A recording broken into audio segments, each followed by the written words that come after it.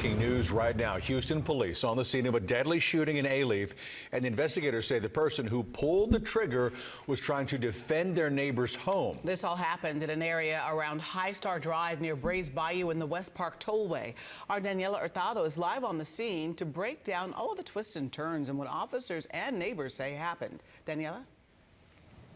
Hey, good evening. We just got more details from the Houston Police Department here on scene. Folks are now moving to another area here in the neighborhood, but investigators have been here for several hours, really looking into the intricacies of the situation and putting the pieces of the puzzle together. We know this call was for a burglary, and then what investigators have confirmed to us is that neighbors were called to the burglary. So it was at a home on Bamlin, and the homeowner wasn't home, according to detectives. He called two of his neighbors, and then neighbors went to address to the two suspects, the two burglary suspects. Investigators say the two suspects then ran from that home on Bamlin and were running away when the two neighbors chased them down in a car. We're told that there was an altercation between the two neighbors and the two suspects, and then one of the neighbors reportedly shot one of the suspects. And here is what law enforcement is telling us at this hour. Take a listen. The neighbor got his brother. They went outside, confronted the burglary suspects, actually started following them in a vehicle. The suspects ran down the street here to this dead end. There was a confrontation between the two brothers and the suspects. During that confrontation, one of the suspects was shot by one of the brothers. So if you're following, the brothers are the neighbors. The car behind us is the car of the neighbors. And one of the suspects jumped over the fence, where investigators confirmed to us that is where he died from a gunshot wound. This afternoon, we are being told that the suspect is an adult. We don't have any of his information, so we don't know who he is. But what we do know is that now investigators are still looking for the second suspect, that second person that was reportedly burglarizing this home. We have learned within the last 10 minutes that those two burglary suspects apparently hit this home twice today, one at 7 this morning. They got away before police arrived, and then the second time, the one that became deadly, started around 1 o'clock. Of course. So you telling me they hit it with a double whammy? You know, they said don't be gritty. They greedy. So you telling me, but you got to think about this. So burglary suspect stole out the crib, ran down the block. They chased him down and shot him. Now look, they say that, you know, the criminal's a crime, right? It's a crime regardless. But y'all got to think about this. They were chased down and shot at. Their life was no longer in imminent danger. That's out your hands, man. You were supposed to call the police then, but took matters into your own hands. Now, I'm not saying that he should not have done that, but you got to think about this. Look, this is that same situation with that Asian guy that just shot the kid, right? But this is a different situation now, right? Same kind of concept. Asian dude thought black kid stole something out the store. He didn't, but he looked suspicious. Ran out the store. He chased him down. He claimed he brandished a firearm. That's here or there. It's whoever lives who could tell the story. That's whoever wins. And he shot him because he said he pointed a gun. Now, this same situation, guy stole from your crib. You chase him down. At this point, technically, regardless if he committed a crime, your life is not in imminent danger. So when you chased him down, you had the intent to do what? Kill. Unless, so say for instance, if this guy was not found, the guy that they said the guy jumped over the fence. So if the guy jumped over the fence and was shot by the fence, that means you shot him after he jumped over that fence. So not only did you chase him down, I'm not saying that he should have robbed your house. I'm just saying that your life is not in imminent danger for you to use deadly force because he's not using any type of force towards you. You are finding him. So say, for instance, I rob your house. Of course, I'm not supposed to do that, and that's the crime. But you caught me in the commission of leaving said robbed house. And that could be you in the house and see me and then me running away. You deliberately got inside your vehicle. Think about this. I want y'all to take it slow. You got inside of your vehicle and chased me and the other suspect down to a dead end. That's what the officer said, to a dead end. There's no way out. When you shot me, I was over the fence already, which means, look, and you see the car behind the lady. The car is on the grass, touching the gate. I already jumped the fence.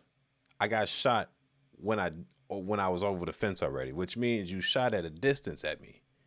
Your life was not in imminent danger. How do you defend this? The only way, and this, you got to think in both ways. You got to think of the suspect and the defendant. You got to think about because right now they're not going to arrest the suspect, the defendant, because they're already looking, like the person that shot him, because they're already still looking for the suspect. But little they know, eventually that might come back on them, because you chased someone down and you shot him not at a arm's length distance from you. Does that make sense? Now, of course, he's a criminal. Let's just put that on Front Street. Of course, this man's a criminal, but you got to put the aspect, because in the state of Illinois, at least, I don't know how they do it in Texas. I know you're staying your ground, but if you're chasing a nigga down, how's that staying your ground? You get what I'm saying? Unless you get into a altercation, like a physical altercation at the spot where he got shot at. But since he said that unless he, and this is hypothetically speaking, and this would have to be the defense, unless the other suspect comes out and say, hey, that's not what happened that day. He chased us down. We jumped over the fence and he shot at us. I got away because I was scared. Right? Because the last situation with the Asian guy and the black kid, the teenager, the reason why he was really found not guilty, you got to think about this, is due to the fact that there's no proof other than what they said happened. Does that make sense? So whatever they say happened, happened. In this situation, there is a live suspect here. So if he comes out and say, no, bro, they chased us down, we jumped over the fence, and he shot at us while we were running off and killed one of them. No, the people that chased him down, even though they were doing the right thing by trying to defend their house, they're going to jail now for murder. No? What I don't know where, like, it's not staying your ground if someone's chasing you down, right? Because it gets really sticky between the part of, like in our state of Illinois, of course, that's different. We're a little bit more restrictive. If your life is not in imminent danger, and that's usually the same for any state most of the time, if your life is not in imminent danger or harm to someone or in yourself, you cannot use deadly force to someone that's not using certain type of force towards you, if that makes sense, right? Now, like I said, since there is a live suspect, he can kind of corroborate what actually happened. Now, if they kill both of the dudes, the guy that's in the car that's behind her, y'all see the car behind her? If they kill both of the dudes, then they can make their own story up of what happened. Yeah, we wrestled with the guy and we shot them both. But since there's a live person come out, when they do find them, of course, they're going to be arrested initially, but then it comes bigger. Now, if the Houston police want to play a little clever card, they might hit them with the, oh, technically, we're going to charge you for your friend's murder because y'all committed a crime that allowed the people to shoot at you. You know, that's some goofy shit they'll do. They'll do that. But I'm just using context, what the officer said based on what she did, because she just had to clarify it because it's so confusing. They chased him down to a dead end. He was shot while he was on the other side of the fence. Does that mean, does that, and based on, and that's just what she says, does that sound like that was self-defense? It don't matter if the guy stole anything from your house. It can be gold.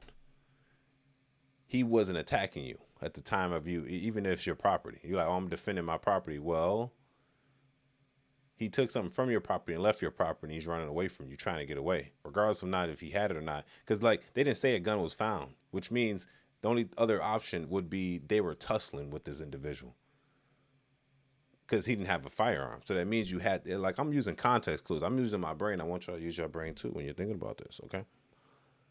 They said that he was over the fence when he got shot. There's no way I could have been fighting with you if I was over the fence already. And since the officers didn't find a gun, there's no way there was a gun. So there's no way your life couldn't have been at imminent danger at the time that you release that bullet from the chamber, because you're responsible for every bullet leaves the chamber. I want to see this go to trial. I need this. I wonder what happens from this. This just happened a few hours ago. I think we're gonna get, and this is Savage Reports. I'm gonna report it to you live. I think what's about to happen is that the person that was chasing them are the ones that's going to go get arrested. The one that actually shot the individual is the one that's going to get arrested, because the family's going to come out like, wait a minute. You just shot him and he's unarmed and he was probably more than 10 feet away from you. So there's no way that you felt your life was in any type of harm before you shot. You did chase him because can a criminal not run away? Let's just say that.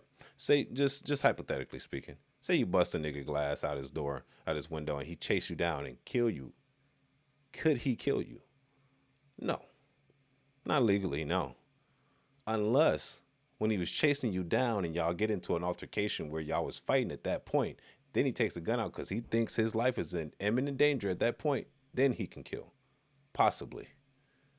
Depending if your aggression mates to the violence of the gun. Like say he's weaker than you and you beating his ass, then yeah, he could take his gun out and shoot. But if he's so far distance, tell me if this makes sense or not. If he's too far distance from you to even for that to happen, and he doesn't have a firearm and you shot him from a distance, you're going to jail now.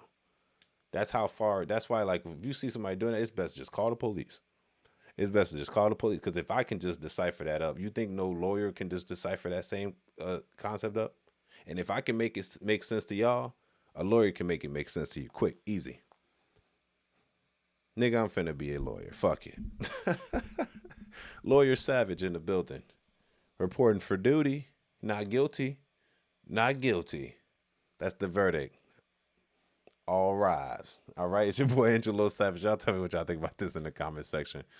This is gonna be a sticky situation. This happened a few hours ago, so we're gonna see what happens. I actually hope this goes to a higher court, because this is the same situation almost that happened with the Asian dude and the younger kid. A little different because the kid had an actual gun on him, so it was more justifiable.